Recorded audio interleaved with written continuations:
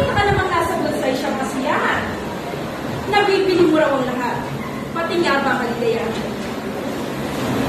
Si mayaman na may salapi, hindi ay kaibaraw.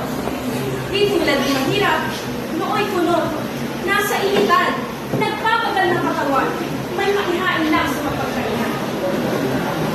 Mayaman kung ang postura, aircon pa sa sasakyan. Habang si mahirap, naglalakad sa uwian ng tambayan. Masasarap na pagkain, kay mayaman nakahain, naghihintay. Si mahirap naman, kahit tubig lang, huwag lang matuyuan ang lawan. Magsisibak pa ng kahoy bago makapaghapunan. Iyan ang katotohanan ng buhay. Ugat ng kahirapan, marami iniisa-isa dito.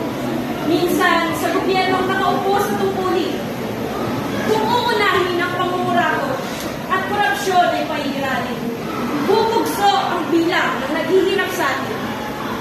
Pangalawa ay si tamad. Puro tulog, higa, kain. Ayaw mangarap na kumita. Buhay ay ayaw niyang mabuhay.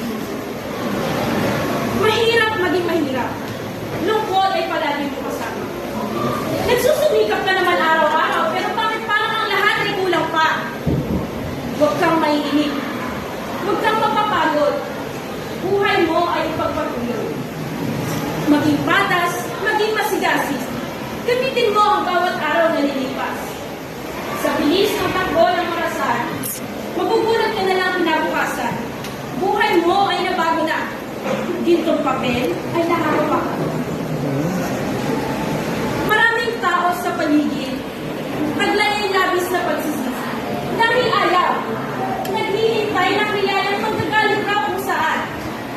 May isang uri namang sasugal sumusugal. Ito ay mga malugawin. Huwag na huwag mong tutularan. Gamitin mo ay isip, lakas, determinasyon at pag-iingat.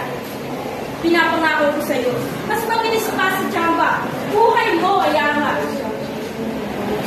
Huwag mong hayaang buhay ang magpatakbo sa buhay mo. Parang sasakyan, may gulo. Halibela mo ay pihitin mo. Iligo mo sa daang makapagpapaluwag sa iyo. Huwag kang magmakabilis. O di kaya ay kapukailangan mo. Mag-iingat ka at maging alerto. At sa tuwin ay maging mabuting tao. Ito ang pinakamagandang solution. Ang ipanganak kang mahirap ay hindi mo kasalanan. Magiging kasalanan wala kung mahirap kang mamamatay. Kaya ihakbang mo yan